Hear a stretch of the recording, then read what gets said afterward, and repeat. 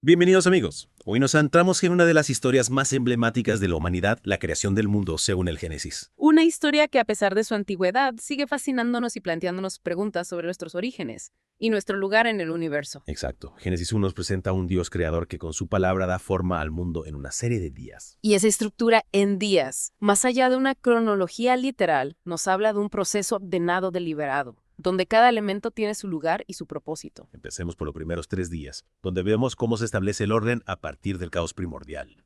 Imagina la Tierra como un lienzo en blanco, informe y vacía, cubierta de tinieblas. Y entonces la voz de Dios resuena. Hágase la luz. De la oscuridad surge la luz marcando el inicio del tiempo y la separación fundamental entre el día y la noche. Es increíble cómo esa primera acción de Dios establece un ritmo, una dualidad esencial que impregna toda la creación. Y no solo en el Génesis, ¿verdad? La luz y la oscuridad, como símbolos del bien y del mal, del conocimiento y la ignorancia, están presentes en innumerables culturas y mitologías. Cierto. Y los días siguientes Dios continúa separando y ordenando el cielo de las aguas, la tierra firme del mar. Y al final de cada acto creativo, leemos la frase, y vio Dios que era bueno. ¿Qué te dice eso? Para mí esa frase es clave para entender la visión del Génesis. No se trata solo de un Dios todopoderoso, sino de un Dios que se complace en su creación, que la considera intrínsecamente buena. Y en esa bondad se refleja también la belleza, la armonía, el equilibrio que percibimos en el mundo natural. Exacto. Es como si Dios nos estuviera invitando a apreciar la maravilla de la creación, a reconocer su valor intrínseco más allá de su utilidad para nosotros. Pasando los días 4 al 6, vemos cómo Dios llena ese mundo ya ordenado con una diversidad asombrosa de vida. Primero crea los astros, el sol, la luna, las estrellas, no solo como elementos decorativos, sino como señales que marcan el paso del tiempo, el ritmo de los días, las estaciones, los años. Es como si Dios estuviera estableciendo un orden cósmico, un reloj celestial que regula la vida en la tierra. Y luego viene la explosión de vida.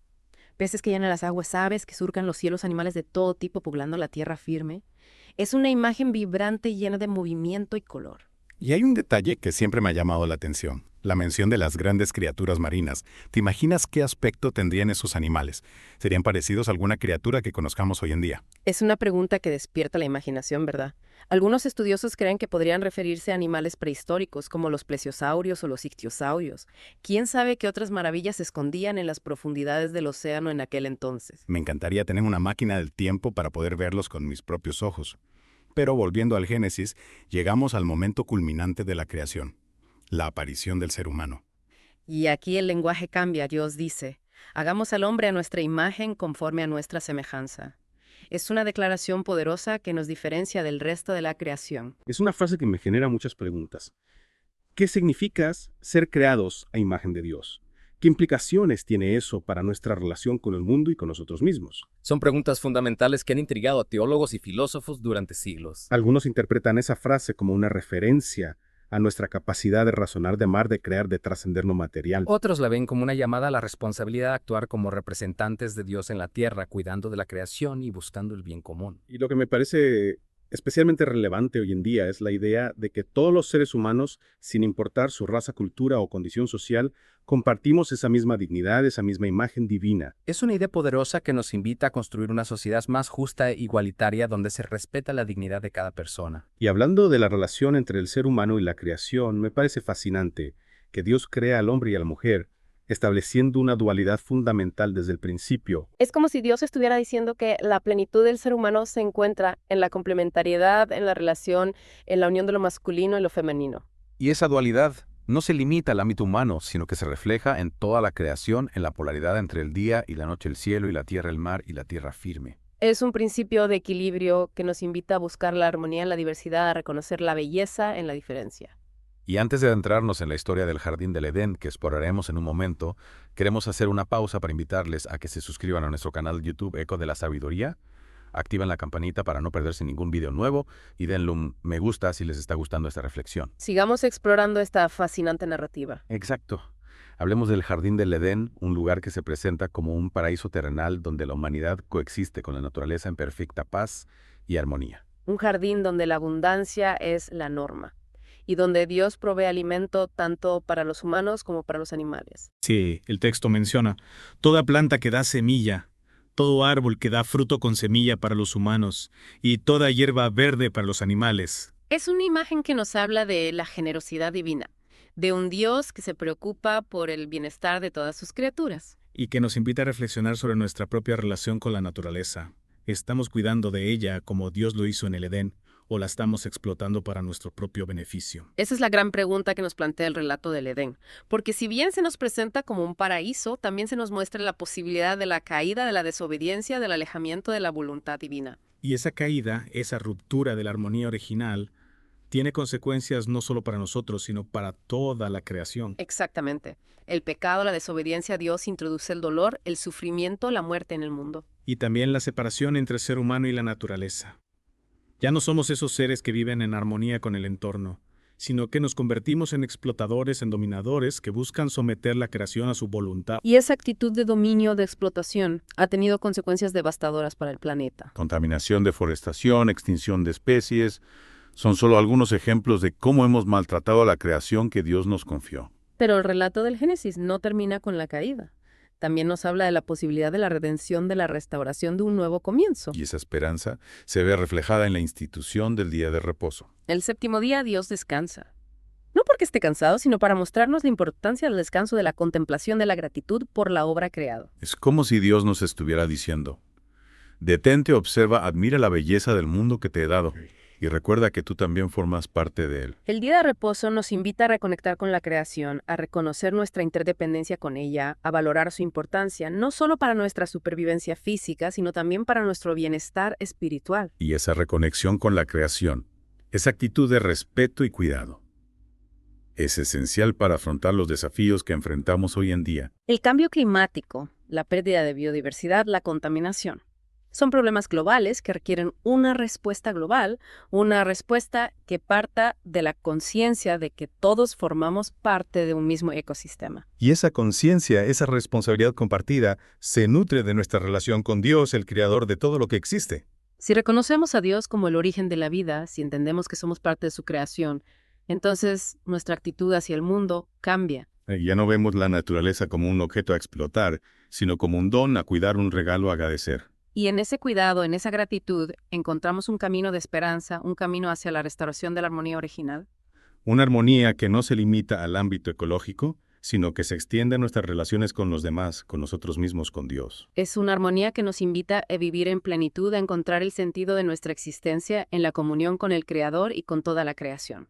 Y para encontrar ese camino, para redescubrir esa armonía perdida al relato del Génesis, nos ofrece algunas claves. La importancia del orden, del equilibrio, de la diversidad, la necesidad del descanso, de la contemplación, de la gratitud, la responsabilidad que conlleva el ser creados a imagen de Dios. Son principios que pueden guiarnos en nuestro camino hacia un futuro más sostenible, más justo, más humano. Un futuro donde la creación de Dios pueda florecer en toda su plenitud. Y hablando de plenitud, me pregunto, ¿cuál es el papel del ser humano en el plan divino? ¿Somos simples espectadores de la obra de Dios o estamos llamados a colaborar con Él en la construcción del reino? Esa es una pregunta que nos invita a reflexionar sobre el sentido de nuestra existencia, sobre nuestra vocación como seres humanos. Algunos teólogos hablan del ser humano como co-creador, como un colaborador de Dios en la tarea de perfeccionar la creación. Esa idea me parece fascinante. Nos desafía a ver el mundo no como algo ya terminado, sino como un proyecto en constante evolución en el que estamos llamados a participar activamente. Y esa participación no se limita a grandes acciones heroicas, sino que se manifiesta en las pequeñas decisiones que tomamos cada día. En cómo cuidamos de nuestro entorno, en cómo nos relacionamos con los demás, en cómo cultivamos nuestra vida interior. Cada gesto de amor, de compasión, de justicia contribuye a la construcción del reino de Dios. Y cada acto de egoísmo, de violencia, de destrucción lo aleja. Es una responsabilidad enorme, pero también una oportunidad maravillosa. La oportunidad de ser protagonistas de la historia de la salvación, de colaborar con Dios en la restauración de la armonía original. Y para terminar esta reflexión, me gustaría volver a la pregunta que planteamos al principio.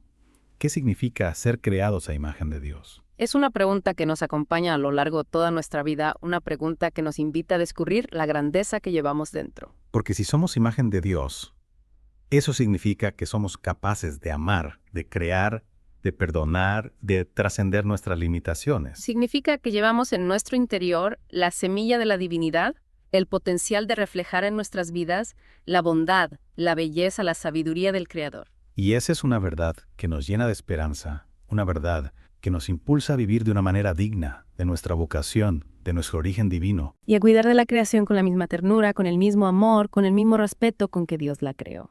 Y para conectar esta idea con nuestra propia experiencia, me gustaría preguntarte algo. Cuando piensas en la creación, ¿qué te maravilla? ¿Qué te llena de asombro y gratitud? Para mí es la inmensidad del universo.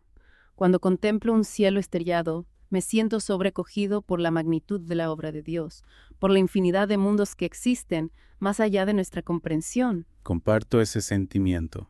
Es como si la creación nos hablara de un misterio que nos trasciende, que nos invita a la humildad y a la búsqueda constante de conocimiento. Y esa búsqueda de conocimiento, esa curiosidad innata, es también una característica que nos asemeja a Dios, que siempre está creando, innovando, expandiendo los límites de lo posible. Es una idea inspiradora.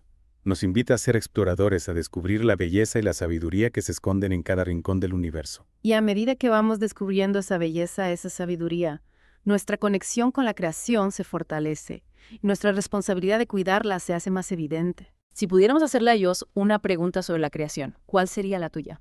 Esa es una pregunta difícil. Tal vez le preguntaría, ¿cuál es el propósito último de la creación? ¿Hacia dónde nos dirigimos? ¿Cuál es el destino final de la humanidad y del universo? Son preguntas que resuenan en lo más profundo de nuestro ser. Preguntas que nos impulsan a buscar respuestas, a encontrar nuestro lugar en el gran tapiz de la creación. Y aunque no tengamos todas las respuestas, la simple búsqueda del anhelo de comprender es ya un paso importante en nuestro camino espiritual. Para finalizar, me gustaría animar a nuestros oyentes a que compartan este video con alguien que crean que lo necesite o le pueda beneficiar.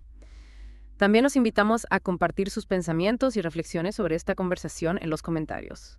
Esperamos que esta inmersión en la historia de la creación los haya inspirado a reflexionar sobre su propia relación con el mundo natural y a buscar formas de vivir en mayor armonía con la creación.